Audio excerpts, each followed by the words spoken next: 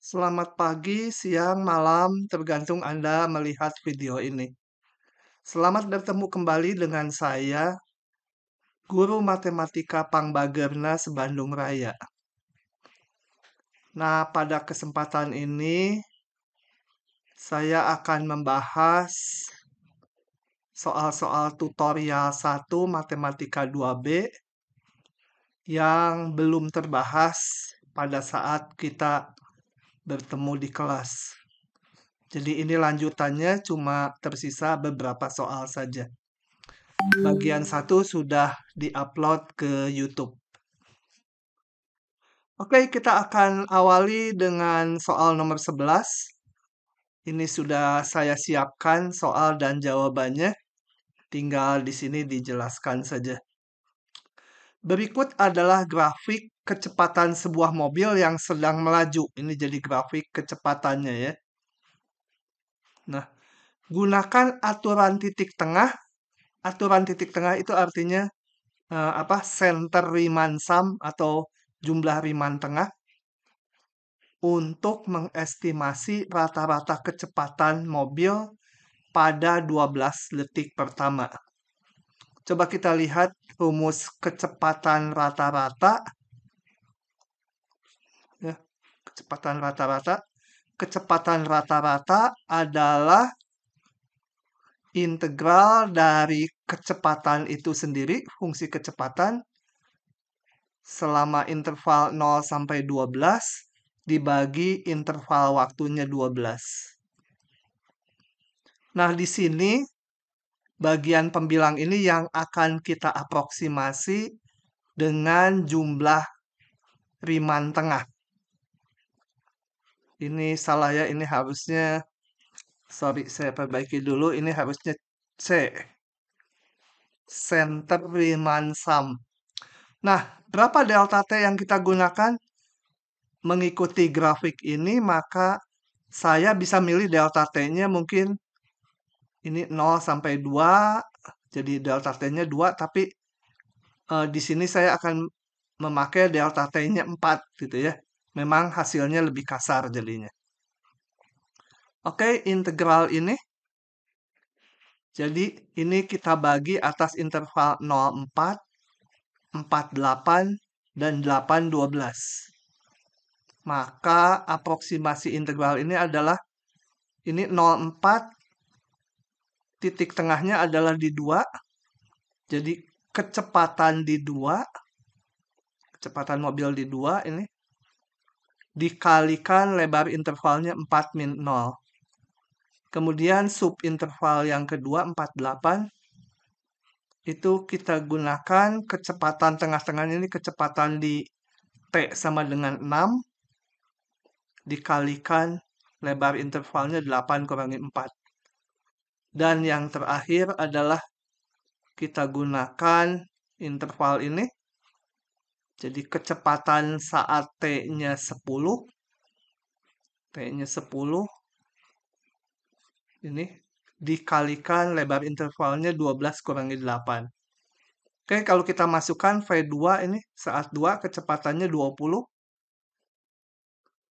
Saat T-nya 6, kecepatannya 50 di sini.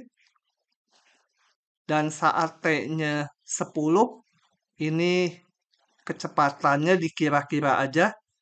Ini 60, ini 70 ya. Ini kira-kira 66 saya ambil. Ya namanya estimasi, jadi hanya ngelihat grafik kita kira-kira aja. Dengan demikian integral ini nilainya adalah 524. Kecepatan rata-rata adalah 524 dibagi 12. Jadi ini kita masukkan yang tadi. Hasilnya adalah sekian. Oke, yang B. Tentukan waktu saat kecepatan sesaat mobil sama dengan kecepatan rata-ratanya. Jadi, ini grafik kecepatan tiap saat. Nah, kapan kecepatan sesaatnya sama dengan kecepatan rata-rata yang tadi udah kita hitung. Jadi, kita mencari kecepatannya sekian 43,67. Ini kira-kira di posisi yang saya beri titik biru ini. Nah, kemudian kapan waktunya itu dicapai? Jadi tentukan waktu ini. Waktunya ya ini kita turunkan. Kira-kira waktunya adalah sekitar berapa ya?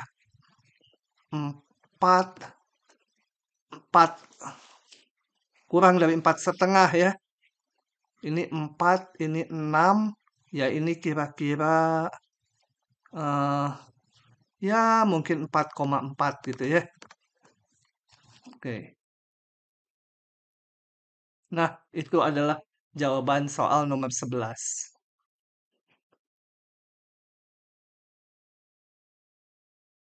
Berikutnya saya bahas soal nomor 14. Coba kita baca dulu soalnya. Bernafas itu sifatnya siklik. Artinya apa? Osilasi ya. Karena kita menarik napas, mengeluarkan napas, menarik napas, mengeluarkan napas gitu. Itu maksudnya siklik. Dan itu jalan terus-menerus selama kita hidup. Satu siklus penuh bernafas yang dimulai dari awal menarik nafas, disebut menarik napasnya ini inhalasi, dari menarik napas, sampai akhir mengeluarkan napas, namanya ekshalasi, itu mengambil waktu sekitar 5 detik. Diasumsikan bahwa aliran udara ke dalam paru-paru maksimum adalah 0,5 liter per detik. Ya, 0,5 liter per detik. Oleh karena itu, fungsi napas tadi, mengambil dan menghembuskan, itu berbentuk fungsi periodik seperti ini. Nah, ini sebenarnya di soal ini kita tinggal terima saja. Tapi saya akan jelaskan dulu ini dari mana gitu ya. Dijelaskan selintas karena sebenarnya persoalan mirip ini sudah dibahas di semester 1 waktu membahas perubahan cuaca di kota Philadelphia. Oke, kita lihat bahwa karena siklik, maka fungsinya bisa sin atau cos. Bentuk umumnya seperti ini, A sin BT. Di mana A itu amplitudo, jadi jumlah udara saat inhalasi dan saat ekshalasi. Gitu ya. Oke. Nah, tadi dikatakan bahwa ini adalah 0,5 liter per detik. Nah, jadi kita punya ini bentuknya setengah gitu ya. Kemudian BT ini harus menentukan periodenya. Periodenya dari menarik napas sampai menghembuskan lagi, sampai mau menarik lagi itu 5 detik. Maka ini periodenya harus 5. Kalau periodenya 5, maka dia berbentuk seperti ini. Bagi yang lupa, lihat lagi yang fluktuasi cuaca di kota Philadelphia. Oke, saat ini kita terima fungsinya seperti ini. Nah, lanjut baca soalnya. Oleh karena itu, fungsi ini sering digunakan untuk memodelkan laju aliran udara atau rate of airflow ke dalam paru-paru. Jika inhalasi terjadi pada interval 0 sampai 2,5 detik, tentukan rata-rata laju aliran udara selama inhalasi. Nah, oke, ini fungsi laju aliran udara. Laju rata-ratanya berapa? Nah, laju rata-rata adalah, oh ini saya simbolnya kok pakai V, sebentar. Ini harusnya F gitu ya. Karena lajunya dinyatakan sebagai fungsi F. F rata-rata adalah integral dari fungsinya sendiri, fungsi lajunya, Ini dengan interval tadi 0 sampai 2,5. Karena yang dihitung yang inhalasi aja. Dibagi 2,5, itu interval waktunya. Kemudian kita masukkan fungsi f-nya, dibagi 2,5. Nah, ini kalian harusnya sudah sangat mahir menentukan integral ini. Jadi sisanya dihitung sendiri. Oke, itu untuk nomor 14. Kali berikutnya kita akan bahas soal nomor 17. Nah, tentukan volume irisan 2 silinder dengan radius R. Jadi ini ada silinder yang ini, yang memanjang sini, dan satu lagi ke sini. Masing-masing radiusnya sama, yang berpotongan tegak lurus. Ini ya. Nah, petunjuknya, tentukan dahulu volume irisan 2 buah seperempat silinder. Nah, ini saya nggak akan bahas, hanya akan diingatkan saja. Pada saat kuliah sudah dibahas volume irisan 2 buah seperempat silinder. Bisa dilihat lagi, ada rekamannya juga di playlist yang ada video ini. Di situ sudah dihitung dengan rinci saat kita membahas volume benda yang irisan penampangnya tegak lurus terhadap suatu sumbu atau irisan penampangnya sejajar terhadap suatu sumbu. Jadi untuk soal ini, maka irisannya kalau kita perhatikan ini tinggal irisan seperempat silinder dikalikan 8 buah. Ada 8 bagian. Oke, itu adalah soal 17. Jadi lihat kembali ya ke irisan seperempat silinder, tinggal hasilnya dikali 8. Oke, berikutnya kita akan bahas soal nomor 19.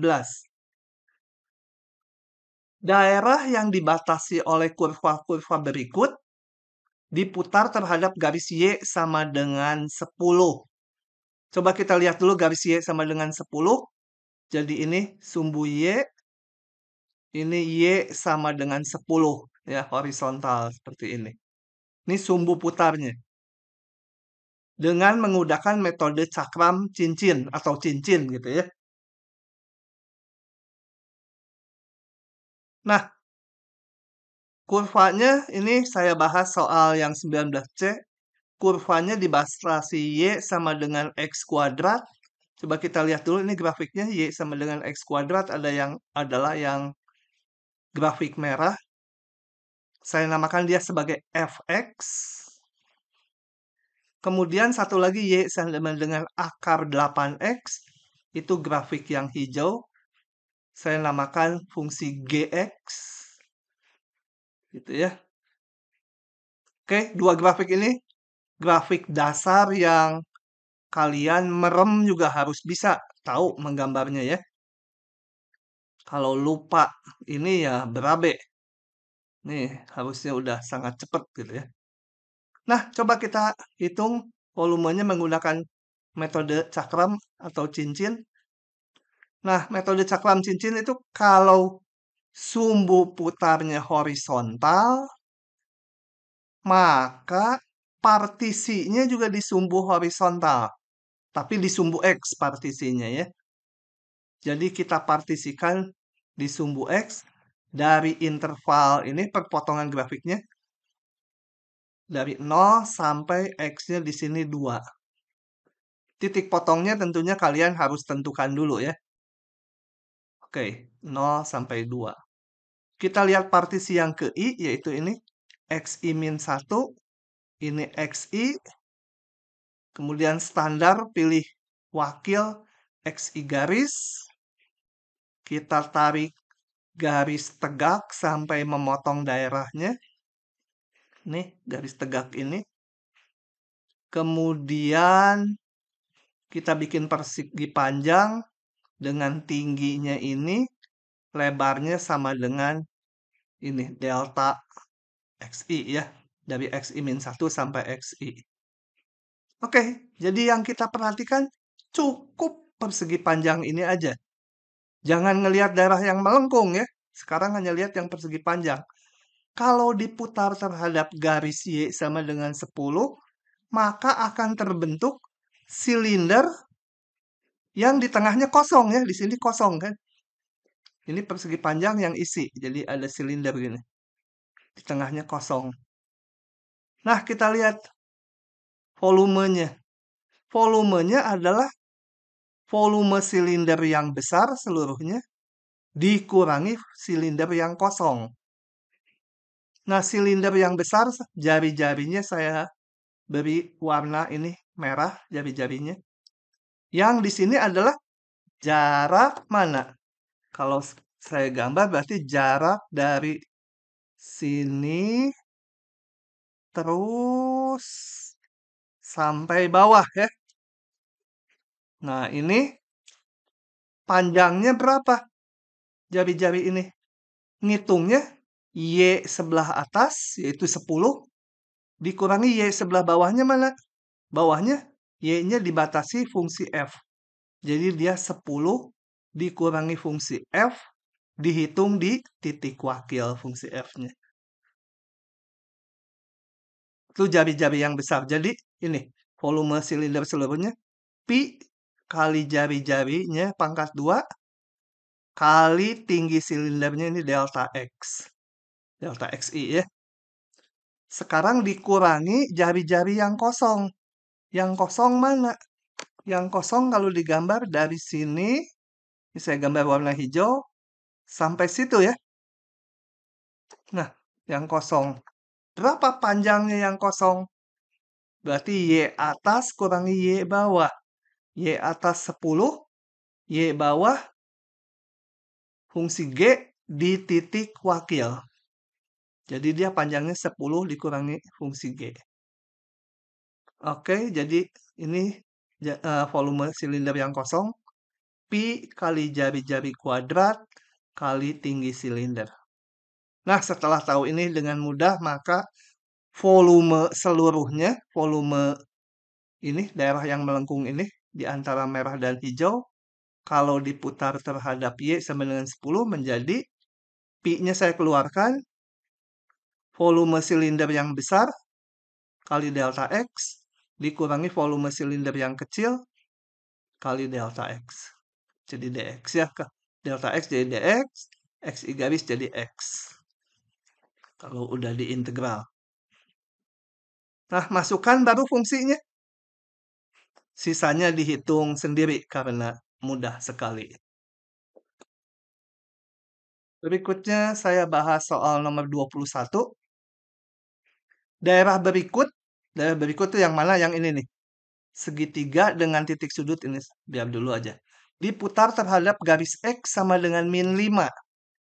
Nah, ini grafiknya ini sumbu Y, dan ini sumbu X. Ini garis X sama dengan min 5. Oke, ini sumbu putarnya. Dengan menggunakan metode kulit tabung, tentukan volume benda yang terbentuk dengan terlebih dahulu menentukan elemen volumenya. Jadi delta V-nya harus dimunculkan. Nah, daerahnya adalah segitiga dengan titik-titik sudut 0,0 ini, 1,1 ini, dan 0,2. Jadi kita lihat daerahnya dibatasi oleh garis ini, saya namakan fungsi F, dan garis ini saya namakan fungsi G yang merah. Ini mudah ditentukan persamaan garis melalui dua titik. Ini. Oh ya, ini mana A dan B-nya? Saya beri label dulu. A itu titik ini. Ini saya namakan B. Yang ini C itu ya. Oke. Nah, yang melalui A dan B itu persamaan garisnya Y sama dengan X. Saya namakan itu sebagai fungsi F. Yang melalui 1,1 dan 0,2 B dan C, itu persamaan garisnya adalah ini, dengan mudah dihitung nih ya. Saya namakan grafik G. Oke, kita akan menghitung volumenya menggunakan metode kulit tabung. Jadi kalau metode kulit tabung, sumbu putarnya tegak, partisinya di sumbu horizontal pada sumbu X ya. Jadi kita lihat gini, daerah segitiga ini saya partisikan, bukan daerah segitiga ini, tapi interval dari 0 sampai ini tadi 1,1 berarti ini 1, interval 0,1, 0 sampai 1, itu kita bagi N bagian, kita lihat partisi yang ke I saja. Ini XI min 1, ini XI, pilih titik tengahnya, XI garis sebagai wakil, bikin persegi panjang cara yang berada di daerah yang akan diputar. Jadi dari sini kita tarik tegak, memotong daerah di atas di sini, di bawah di yang biru. Nah, jadi ini bikin garis tegak ini, kemudian bikin persegi panjang dengan lebar ini dari XI-1 sampai XI ini. Nah, sekarang cukup diperhatikan persegi panjang ini diputar terhadap X-5. Nah, ingat, untuk metode kulit tabung secara umum, saya tulis dulu rumusnya, delta.